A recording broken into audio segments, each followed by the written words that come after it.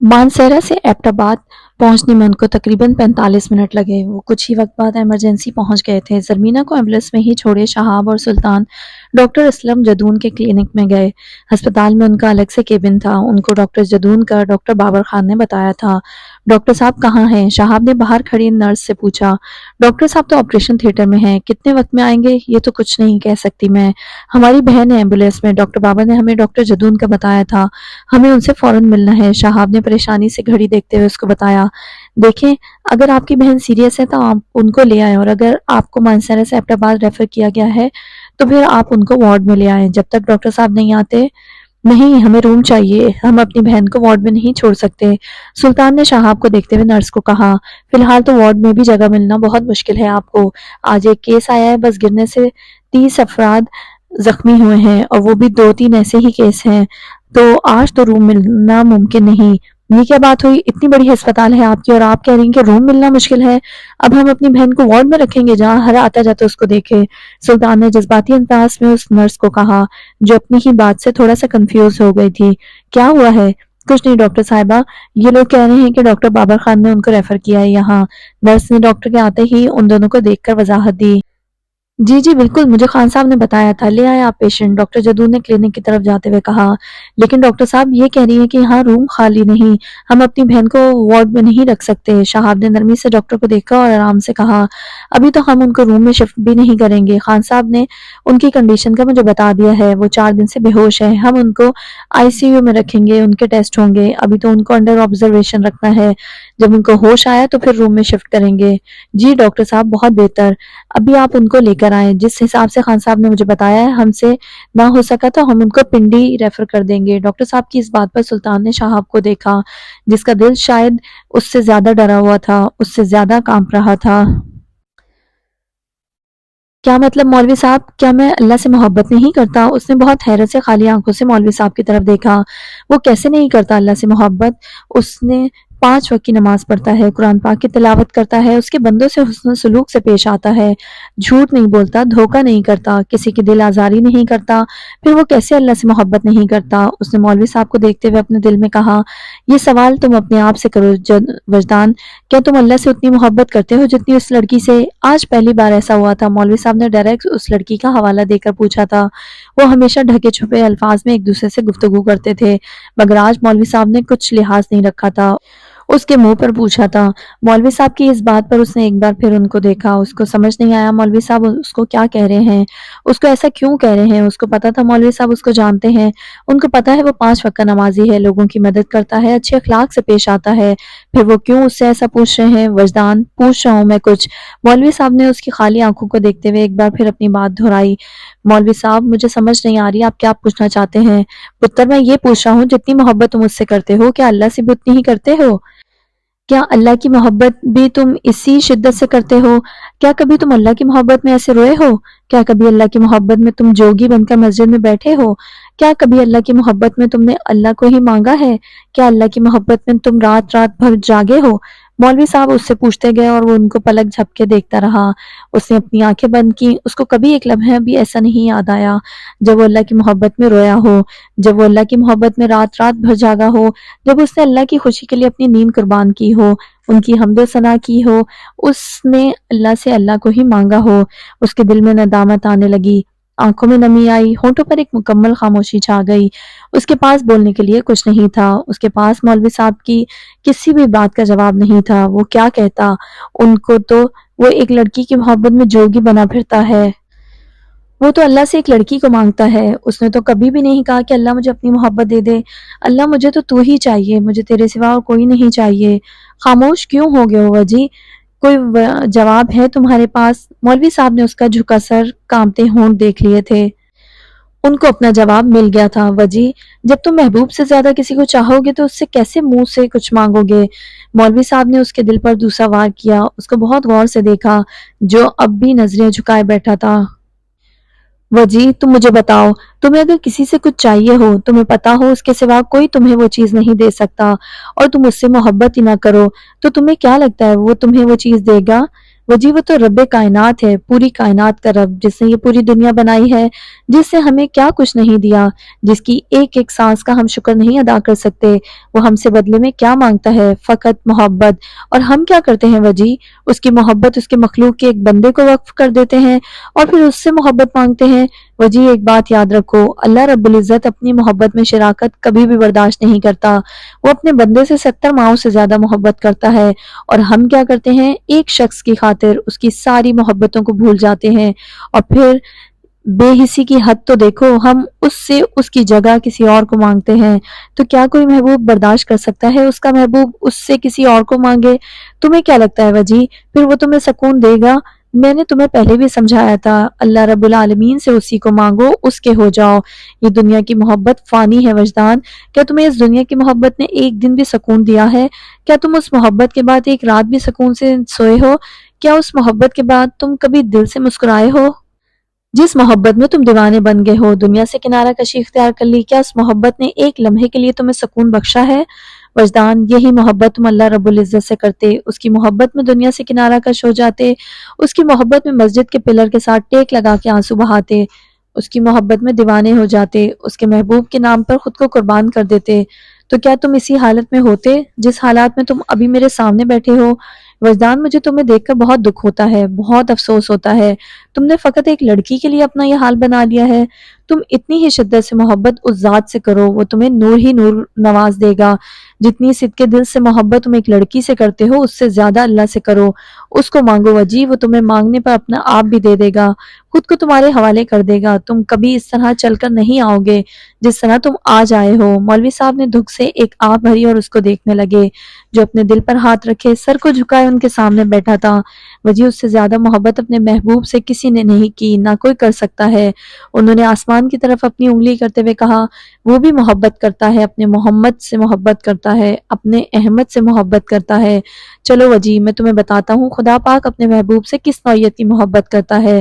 یہ تو تم نے سنا ہی ہوگا کہ اللہ رب العالمین نے اپنے محبوب کی محبت میں زمین و آسمان بنائے، یہ جہان بنایا، یہ دنیا بنائی۔ میں تمہیں بتاتا ہوں اس نے اپنے محبوب سے اور کس انداز میں محبت کی۔ اس نے اپنے محبوب کا نام محمد رکھا ہے، احمد رکھا ہے۔ اب میری بات غور سے سننا۔ ان کا کچھ وقت پہلے کا غصہ نرمی میں بدلا، ان کے چہرے میں مسکراہٹ آئی۔ وہ اس کو اللہ رب العزت کی محبوب کی محبت کا انداز بتانے لگے۔ اب تم محمد کا میم ہٹاؤ تو پیچھے کیا بچا؟ حمد، یہی بات ہے نا؟ انہوں نے اس کو دیکھتے ہوئے کہا جو مکمل دھیان سے ان کو سن رہا تھا۔ اب اللہ تعالیٰ نے اپنے محبوب کا دوسرا نام دیا احمد۔ اب احمد کا الف ہٹاؤ تو کیا بنا؟ حمد۔ اب مجھے بتاؤ قرآن پاک کہاں سے شروع ہوا؟ قرآن پاک کی پہلی آیت کیا ہے؟ الحمدللہ رب العالمین۔ ترجمہ، تمام تعریف اللہ ہی کے لیے ہے جو تمام کائنات کا رب ہے۔ اب تم اس میں سے پہلا لفظ لو، الحمد، جس کا مطلب ہے تمام تعریفیں۔ اب تم اس میں سے ال ہٹا دو، پیچھے کیا بچا؟ مولوی صاحب، حمد۔ اس نے پرجوش ہوتے ہوئے کہا، سبحان اللہ، سبحان اللہ، تم سمجھ گئے ہو۔ اب دیکھو وجی، اس رب کے محبوب کی شان تو دیکھو۔ اس رب العالمین نے قرآن مجید کی شروعات ہی سے اپنے محبوب کے نام سے کی، اور کیا کہا؟ تعریف۔ اس کا مطلب کیا ہوا؟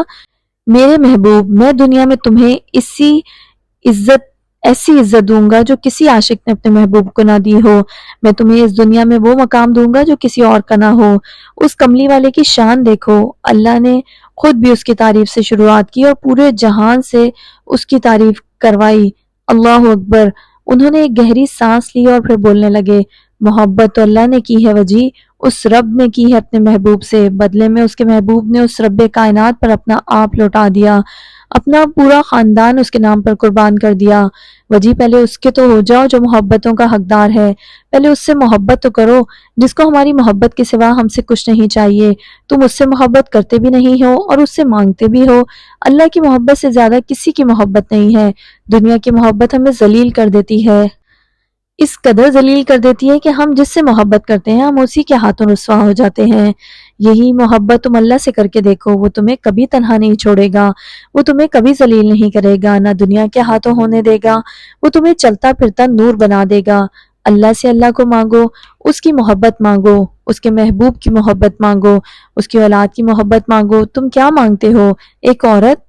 محبوب کے حضور کھڑے ہو کے تم ایک عورت مانگتے ہو وجی، اس کے لیے مسجد تم گلی کی دیوار پکڑ کر آتے ہو، اس سے وہ محبت مانگتے ہو جس نے تمہیں صدیوں پرانا کر دیا ہے، تمہیں تمہاری جوانی میں ہی ضعیف بنا دیا ہے۔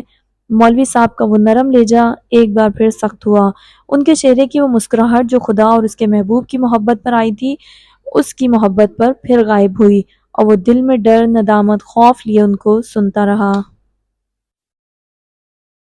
فاطمہ، وجدان کو کیا ہوا ہے؟ اماں کچھ نہیں بتایا اس نے مجھے، انہوں نے دسترخوان پر بیٹھے ہوئے بیٹی سے پوچھا جو کچن میں کھڑے ناشتہ بنا رہی تھی۔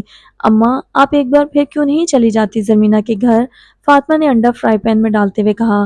اب ہم کیسے جائیں ان کے گھر؟ انہوں نے اسی دن ہمیں کہہ دیا تھا ہم اپنے خاندان سے باہر رشتے نہیں کرتے، انہوں نے تسبیح کا دانہ پھیرتے ہوئے کہا۔ اماں، آپ ایک بار تو وہاں کوئی ہاں نہیں کر دیتا نا، آپ پھر جائیں ان کے گھر۔ فاطمہ، وجی کی یہ حالت تم سے اگر نہیں دیکھی جاتی، میں تو پھر ایک ماں ہوں، میرا گلاب کی طرح کھلتا بچہ بالکل مر گیا ہے، اس کے چہرے پر مسکراہٹ دیکھنے کو میں ترس گئی ہوں۔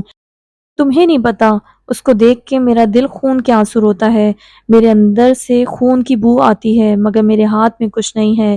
میرے ہاتھ میں اگر ہوتا میں اس لڑکی کو آج ہاتھ سے پکڑ کر لے آتی، اپنے بیٹے کے ہاتھ میں اس کو دیتی، یہ لو وجیہ اپنی زرمینہ لو، وہ زرمینہ جو تمہاری خوشی ہے، تمہاری مسکراہٹ ہے، مگر میرے بس میں نہیں ہے کچھ۔ انہوں نے اپنی آنکھیں صاف کرتے ہوئے کہا۔ اماں، آپ میرے کہنے پر ایک بار پھر چلی جائیں۔ اب وہ کچن سے نکل کر ماں کے پاس آئی تھی، ان کے پاس بیٹھی۔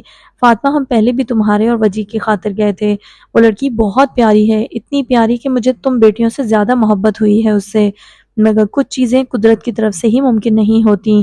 اگر وہ ہمیں سید ہونے کے ناطے اپنی بیٹی دے بھی دیں، جتنی عزت وہ میری کر رہے تھے، میں ان کے سامنے اپنے بیٹے کی خوشیوں کی بھیک مانگوں، ان کے سامنے اپنی جھولی پھیلا دوں، وہ کبھی انکار نہ کریں، میری جھولی کبھی خالی پیچھے نہ ہونے دیں، وہ اسی وقت اپنے لگتے جگر کو ہمیں دے دیں، لیکن جب ان کو یہ پتہ چلے کہ ہم اہل تشیع ہیں تو پھر کیا ہو؟ وہ جو چیز ممکن ہی نہیں، جو چیز قدرت کی طرف سے ہی ممکن نہیں ہے، اس میں اور تم کیا کر سکتے ہیں؟ انہوں نے ایک سرد آہ بھری اور بیٹی کو دیکھنے لگیں جو نظریں جھکائے گہری سوچ میں گم تھی۔ السلام علیکم بھائی، میں فضا بات کر رہی ہوں، اس نے اتنے دنوں بعد شہاب کو کال کی۔ جی وعلیکم السلام۔ اس کو پتا تھا فضا کون ہے، وہ جانتا تھا اس کو، وہ زرمینہ کی واحد سہیلی تھی جس کی وہ بات کرتی تھی۔ بھائی، میں نے زرمینہ کا پوچھنا تھا، وہ اتنے دنوں سے یونیورسٹی نہیں آئی، وہ ٹھیک تو ہے نا؟ اس نے یونیورسٹی کے گارڈن میں کھڑے ہوتے ہوئے پوچھا۔ آپ دعا کیجیے گا اس کے لیے، اس کی ٹیسٹ رپورٹ صحیح آ جائیں۔ اس نے اپنے آنسوؤں کو ضبط کرتے ہوئے کہا۔ کیا مطلب ٹیسٹ رپورٹس؟ کیا ہوا ہے اس کو؟ وہ جانتی تھی یقیناً کوئی بڑی وجہ ہے تبھی وہ یونی نہیں آ رہی، ورنہ ایسا کب ہوتا تھا کہ وہ نہ آئے؟ وہ تو اتنا بیمار بھی ہوتی تھی پھر بھی وہ وجدان کو دیکھنے کے لیے ضرور آتی تھی۔ فی الحال کچھ نہیں پتا کیا ہوا ہے اس کو، ابھی رپورٹس آئیں گی تو پتہ چلے گا۔ زری کدھر ہے؟ کون سے ہاسپٹل میں ہے؟ مانسیرا میں ہیں آپ لوگ؟ اس نے جلدی جلدی سوالوں پر سوال کرنے شروع کیے۔ نہیں، ہم مانسیرا میں نہیں ہیں، ہم ایبٹ آباد کمپلیکس میں ہیں۔ بھائی، میں وہاں آ جاؤں گی اس کو دیکھنے، اس نے بھاری ہوتی آواز میں کہا۔ آپ ابھی نہیں آئے، ہو سکتا ہے ہم کل اس کو پنڈی کے لیے لے کے نکل جائیں۔ کیا پنڈی؟ اس نے دل پر ہاتھ رکھتے ہوئے کہا اور سسکیاں لینے لگی۔ جی، اگر اس کی رپورٹ صحیح نہیں آئی تو پنڈی یا پشاور جانا پڑے گا۔ بھائی، اب میری اس سے بات کروا دے پلیز، اس نے منت کرنے والے انداز میں کہا۔ آج 5 دن ہو گئے وہ ہوش میں نہیں آئی، اس نے آنکھوں کے کونوں کو صاف کرتے ہوئے کہا۔ کیا 5 دن؟ اس کو لگا جیسے اب وہ زمین پر گر جائے گی۔ 5 دن سے وہ ہوش میں نہیں آئی تو کسی کو نہیں پتا کہ اس کو کیا ہوا ہے؟ اس نے روتے ہوئے غصے میں کہا۔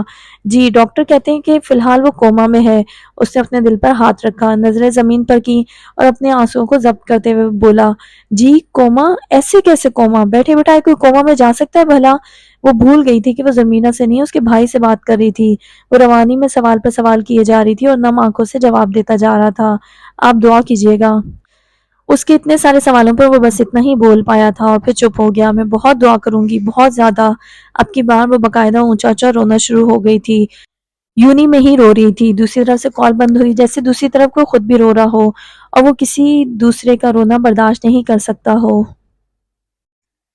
امی، اگر وجدان اس لڑکی سے اتنی ہی محبت کرتا ہے تو چھوڑ دے پھر یہ سب، فاطمہ نے سوچنے والے انداز میں ماں کو کہا جو خود بھی بالکل خاموش بیٹھی تھی۔ کیا چھوڑ دوں میں آپی؟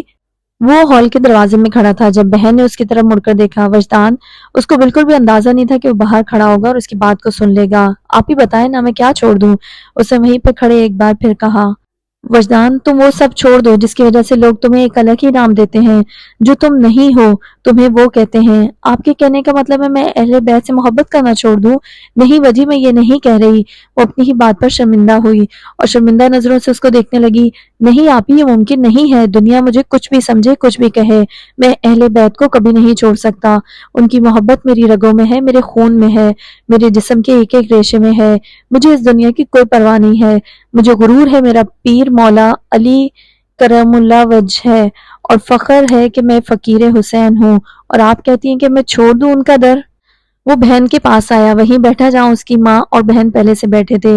وجی، میں وہ نہیں کہہ رہی کہ تم اہل بیت کو چھوڑ دو، میں یہ کہہ رہی ہوں کہ تم وہ چیزیں کرنا چھوڑ دو جس سے لوگ تمہیں شیعہ سمجھتے ہیں، شیعہ کہتے ہیں۔ فاطمہ نے اس کی طرف دیکھتے ہوئے کہا، جو اس کو حیرت سے دیکھ رہا تھا۔ کس چیز کو چھوڑ دوں میں؟ علی کا نام لینا چھوڑ دوں؟ محرم کے مہینے میں غم کرنا چھوڑ دوں؟ حسین کے دکھ پر دکھی ہونا چھوڑ دوں؟ اہل بیت پر کیے جانے والے مظالم کا تذکرہ کرنا چھوڑ دوں؟ مولا علی کی شہادت پر ابن ملجم کو لعنت بھیجنا چھوڑ دوں؟ یزید اور اس کے ساتھیوں کو لعنتی کہنا چھوڑ دوں؟ حسین کی مجلس میں بیٹھنا چھوڑ دوں؟ فاطمہ بنت محمد سے محبت کرنا چھوڑ دوں؟ میں آخر کیا کیا چھوڑوں؟ آپ ہی، میں ان میں سے کون سی چیز چھوڑوں کہ لوگ مجھے شیعہ نہ کہیں، لوگ میری وجہ سے آپ کو اہل تشیع نہ کہیں اور وہ مجھے مل جائے؟ آپ ہی، اگر وہ مجھے اہل بیت کو چھوڑنے پر ملتی ہے نا، تو خدا کی قسم یہ تو میری ایک محبت ہے، اہل بیت کے نام پر میری ایسی ہزار محبتیں قربان۔ وہ آج ایک لڑکی کی محبت میں نہیں بول رہا تھا، وہ اہل بیت کی محبت میں بول رہا تھا۔ فاطمہ نے اس کو بہت غور سے دیکھا تھا، جب بھی وہ زمینہ کا نام لیتا تھا ہمیشہ اس کی آنکھوں میں آنسو ہوتے تھے، دل میں ایک الجھن ہوتی تھی، اور جب وہ اہل بیت کی محبت میں بولتا تھا تو اس کی آنکھوں میں چمک ہوتی تھی، چہرے پہ نور ہوتا تھا اور دل میں سکون ہوتا تھا۔ آپ ہی، مجھے یہ نہیں سمجھ آتی، جو اہل بیت سے محبت کرتا ہے اس کو شیعہ کیوں کہا جاتا ہے؟ کیوں سنیوں کا کوئی حق نہیں ہے کہ وہ اہل بیت سے محبت کریں، ان سے محبت کا اظہار کریں؟ اگر میں ایک سید اور ایک سنی ہو کر اہل بیت سے محبت کرتا ہوں تو مجھے شیعہ کہا جاتا ہے، میرا مسلک اہل تشیع ہو جاتا ہے۔ آپ ہی، یہی چیز تو میرے دل کو لگتی ہے، کیا ہم اہل بیت سے محبت نہیں کر سکتے؟ آپ ہی، میں بھی اگر امام شافعی رحمۃ اللہ علیہ کی طرح لوگوں کو صرف ایک ہی بات کہتا ہوں، اگر اہل بیت کی محبت رافضیت ہے تو مجھ سے بڑا کوئی رافضی نہیں، یعنی شیعہ، امام شافعی۔ جو انہوں نے کہا میں بھی وہی کہتا ہوں، اگر اہل بیت کی محبت سے میں شیعہ ہو جاتا ہوں تو اللہ رب العزت کی قسم مجھ سے بڑا کوئی شیعہ نہیں۔ وہ جب بھی اہل بیت کی محبت پر بولتا تھا وہ نہیں دیکھتا تھا کہ سامنے کون بیٹھا ہے، وہ ایک محبت سے عقیدت سے بولتا چلا جاتا۔ آپ ہی، اہل بیت سے محبت کرنا عقیدہ اہل سنت ہے، وہ شخص اہل سنت نہیں جس کا دل محبت و مودت اہل بیت سے خالی ہے، اس کے اندر خارجیت نے ڈیرا ڈال رکھا ہے۔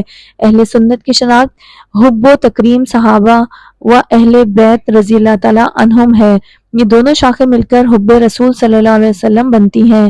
محبت رسول صلی اللہ علیہ وسلم محبت اہل بیت کے بغیر کوئی معنی نہیں رکھتی۔ وہ شخص جھوٹا ہے جو حضور صلی اللہ علیہ وسلم کی محبت کا دعویٰ تو کرتا ہے مگر اس کا دل محبت اہل بیت سے خالی ہے۔ میں یہ نہیں کہہ رہا، بلکہ 1400 سال کی تاریخ اسلام میں ہمارے کل ائمہ کا طریق، مسلک و مشرب اہل بیت اطہار کی محبت میں یہی رہا ہے۔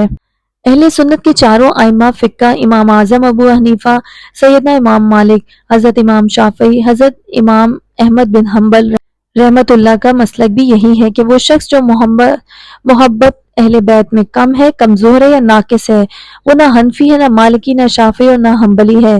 آپ ہی، ہم کب محبت کرتے ہیں اہل بیت سے؟ ہم نے کیا ہی کیا ہے ان کے لیے؟ ہم لوگ تو بس باتیں کرتے ہیں، فقط باتیں، باتوں سے تو محبت ظاہر نہیں ہوتی نا۔ ہمارا دل و دماغ ہماری روح کی محبت میں سرشاری نہیں ہوتی تو کہاں کی محبت اور کیسی محبت؟ وہ ماں اور بہن کو دیکھتا وہ بول رہا تھا، وہ دونوں ماں بیٹی آج ایک اہل بیت کے عاشق کو دیکھ رہی تھیں۔ وہ عاشق جو ایک لڑکی سے عشق کرتا ہے تو پوری پوری رات اس کی محبت میں روتا ہے، سسکتا ہے، دیوانہ بن جاتا ہے، تو وہی جب وہ عاشق اس لڑکی کے عشق کو اہل بیت کی خاک بھی نہیں سمجھتا تو اس کے اہل بیت کے لیے محبت کی کیا انتہا ہوگی؟ آپ ہی، ہم لوگوں نے اپنے اپنے فرقے بنا رکھے ہیں، ہر فرقہ جب تک اہل بیت سے محبت نہیں کرے گا، ان کی محبت میں مست ملنگ نہیں ہوگا تو وہ کبھی مسلمان ہو ہی نہیں سکتا، میں اس کو ایک مومن مان ہی نہیں سکتا۔ آپ ہی، میں آپ کو سنی فرقے کی زبانی اہل بیت کی محبت بتاتا ہوں، آج کل کے مجھ جیسے جاہل لوگوں کو پتہ ہی کیا ہے محبت کا۔ کوئی حسین ابن علی کا نام لے گا تو اس کو شیعہ کہا جائے گا۔ میں کہتا ہوں اپنی تاریخ کیوں نہیں پڑھتے، وہ تاریخ جو ان کے بڑوں نے لکھی ہے، جن کو وہ مانتے ہیں۔ جن کو مان کر وہ اپنا فقہ بناتے ہیں۔ اہل بیت سے محبت تو اہل سنت ہے۔ میں آپ کو اہل سنت کے ہی کچھ اماموں کا بتاتا ہوں، انہوں نے کس قدر اہل بیت سے محبت کی ہے۔ حضرت عبداللہ بن مبارک روایت کرتے ہیں کہ امام ابو حنیفہ رحمۃ اللہ علیہ جب مدینے گئے تو سیدنا امام محمد الباقر رضی اللہ تعالیٰ عنہ کی خدمت میں حاضر ہو کر اپنی عقیدت کا اظہار کرتے ہوئے عرض کیا، فَإِنَّ لَكَ عِنْدِي حرمتو کا حرم جدک صلی اللہ علیہ وسلم فی حیاتہ علی اصحابہ۔ آپ کی حرمت اور تعظیم و تکریم میرے اوپر اس طرح واجب ہے جس طرح صحابہ کرام پر تاجدار کائنات صلی اللہ علیہ وسلم کی تعظیم و تکریم واجب تھی، یعنی جو تعظیم و تکریم صحابہ کرام صلی اللہ علیہ وسلم کی کیا کرتے تھے میں اسی طرح وہ تعظیم آپ کی کرتا ہوں، چونکہ آپ کی حرمت و تعظیم اور محبت اور مودت میں مجھے حرمت و تعظیم اور محبت مصطفیٰ صلی اللہ علیہ وسلم نظر آتی ہے۔ المناقب الموفق المکی صفحہ 168۔ امام زید بن علی یعنی امام زین العابدین کے بیٹے اور امام حسین کے پوتے، امام عبداللہ بن علی یعنی امام زین العابدین کے بیٹے اور سیدنا امام حسین کے پوتے، امام عبداللہ بن حسن المثنی، امام عبداللہ الکامل، امام حسن المثلث، امام حسن مجتبیٰ کے پڑپوتے، امام حسن بن زید بن امام حسن مجتبیٰ، حسن بن محمد بن حنیفہ، سیدنا علی شیر خدا رضی اللہ تعالیٰ عنہ کے پوتے، امام جعفر بن تمام بن عباس بن عبد المطلب، حضور صلی اللہ علیہ وسلم کے چچا حضرت عباس کے پوتے، امام الاعظم رحمۃ اللہ علیہ کے زمانے میں اہل بیت اطہار کے 9 امام حیات تھے، اور آپ نے ہر ایک کے پاس جا کر زانوئے تلمس طے کیا۔ ائمہ اطہار اہل بیت میں سے جو امام بھی بنو امیہ یا بنو عباس کی ظالمانہ حکومت یا کسی حکمران کے خلاف خروج کرتے، آپ خفیہ طور پر اپنے تلامذہ کے ذریعے 12,000 درہم تک بطور نذرانہ ائمہ اطہار اہل بیت کی خدمت میں بھیجتے۔ آپ نے چیف جسٹس بننے کے حکمرانوں کی طرف سے دی جانے والی پیشکش کو قبول نہ کیا، اس کا بہانہ بنا کر آپ کو قید میں ڈال دیا گیا، حتیٰ کہ آپ کا جنازہ بھی قید خانے سے نکلا۔ سوال یہ ہے کہ اگر آپ نے چیف جسٹس بننا قبول نہیں کیا تو کیا اتنا بڑا جرم تھا کہ عمر بھر قید کی سزا دی جاتی اور جنازہ بھی قید خانے سے نکلے؟ دراصل یہ حکمرانوں کا بہانہ تھا کہ ہمارا حکم نہیں مانا اور چیف جسٹس کا عہدہ قبول نہیں کیا۔ سبب یہ تھا کہ حکمران جانتے تھے کہ امام ابو حنیفہ رحمۃ اللہ علیہ گھر بیٹھ کر اہل بیت کے ہر شہزادے کی خدمت کرتے ہیں، ان کے ساتھ محبت و مودت کا اظہار کرتے ہیں، لہٰذا ان کو محبت اہل بیت کی سزا دی جائے۔ پس آپ نے محبت اہل بیت میں شہادت پائی۔ آپ ہی ان لوگوں نے اہل بیت کے لیے اپنی جانوں کے نذرانے پیش کیے۔ ہم لوگ کیا کرتے ہیں؟ جو اہل بیت سے محبت کرتا ہے اس کو شیعہ اور کافر کہہ دیتے ہیں۔ امام مالک رحمۃ اللہ علیہ اور محبت اہل بیت، امام مالک کو اہل بیت طہار سے شدید محبت تھی۔ حضرت امام جعفر صادق رضی اللہ تعالیٰ عنہ جیسی ہستیوں کے پاس اگر کوئی مسئلہ پوچھنے جاتا تو فرماتے، اذهب الى مالکی عند علمنا، مالک کے پاس چلے جاؤ، ہم اہل بیت کا علم اس کے پاس ہے۔ آپ کل ائمہ اہل بیت کے شاگرد تھے اور ان کی محبت و مودت میں فنا تھے۔ ایک طلاق کے مسئلے کو بہانہ بنا کر بنو عباس کے حکمرانوں نے ان کو محبت اہل بیت کی سزا دی، یہاں تک کہ ان کا سر اور داڑھی کو مونڈ دیا اور سواری پر بٹھا کر مدینے کی گلیوں میں گھمایا اور حکم دیا کہ سب کو بتاؤ کہ میں امام مالک ہوں۔ آپ کہتے جاتے، جو مجھے پہچانتا ہے پہچان لے کہ میں کون ہوں، اور جو مجھے اس حال میں دیکھ کر نہیں پہچان رہا وہ جان لے کہ میں مالک بن انس ہوں۔ اس واقعے کے بعد آپ 25 سال تک گھر میں گوشہ نشین ہو گئے اور باہر نہیں نکلے۔ یہ دور بنو امیہ اور بنو عباس کے حکمرانوں کا تھا کہ جہاں ائمہ اہل بیت اطہار کا نام نہیں لیا جا سکتا تھا۔ بنو عباس نے اہل بیت کے نام پر حکومت پر قبضہ کر لیا اور پھر چن چن کر ایک ایک اہل بیت کے امام اور اہل بیت کے محب کو شہید کیا۔ بنو عباس کا تعلق چونکہ حضور صلی اللہ علیہ وسلم کے چچا حضرت عباس بن عبد المطلب کے ساتھ تھا، لہٰذا اس تعلق کی وجہ سے یہ ائمہ کرام ان سے بھی محبت کرتے۔ ان کے ایمان اور محبت و مودت کا عالم یہ تھا کہ بنو عباس ان پر ظلم و ستم کے پہاڑ توڑتے مگر یہ حضور صلی اللہ علیہ وسلم کے خاندان کے ساتھ ان کو حاصل نسبت کی وجہ سے معاف کر دیتے۔ امام مالک رحمۃ اللہ علیہ کو عباسی خلیفہ جعفر بن سلیمان عباسی کے حکم پر جب کوڑے مارے جاتے تو آپ بے ہوش ہو جاتے، جب ہوش آتا تو کہتے اعوذ باللہ واللہ، لوگوں گواہ ہو جاؤ، باری تعالیٰ میں نے کوڑے مارنے اور مروانے والے کو معاف کر دیا۔ جو ہی ہوش آتا پہلا جملہ یہی بولتے کہ میں نے معاف کر دیا، پھر کوڑے لگتے، پھر کوڑے کھا کھا کر بے ہوش ہو جاتے۔ پھر ہوش میں آتے ہی انہیں معاف کر دیتے۔ ذرا سوچئے ان ائمہ کرام کے ہاں مودت، محبت، نسبت اور حرمت اہل بیت کا کیا عالم تھا۔ ان سے کسی نے پوچھا کہ اتنا بڑا ظلم آپ کی ذات کے ساتھ ہوا مگر آپ جو ہی ہوش میں آتے ہیں تو کہتے ہیں کہ معاف کر دیا، ایسا کیوں کرتے ہیں؟ انہوں نے کہا مجھے لگ رہا تھا کہ شاید کوڑے کھاتے کھاتے میں مر جاؤں گا، ساتھ ہی ساتھ معاف اس لیے کرتا جاتا ہوں کہ بے شک مجھ پر ظلم ہو رہا ہے، مگر یہ لوگ حضور صلی اللہ علیہ وسلم کے چچا کے خاندان میں سے ہیں، میں نہیں چاہتا کہ قیامت کے دن میری وجہ سے میرے آقا صلی اللہ علیہ وسلم کے چچا کا خاندان کوئی فرد دوزخ میں جائے، بے شک اس نے ظلم ہی کیوں نہ کیا ہو، مگر میں اس کا سبب نہ بنوں، اس لیے ہوش میں آتے ہی ساتھ سب کو معاف کر دیتا۔ اس قدر ظلم و ستم کے باوجود حضور صلی اللہ علیہ وسلم کے خانوادے کے ساتھ حیا کا تعلق برقرار رکھا۔ یہ عقیدہ اہل سنت والجماعت کا ہے۔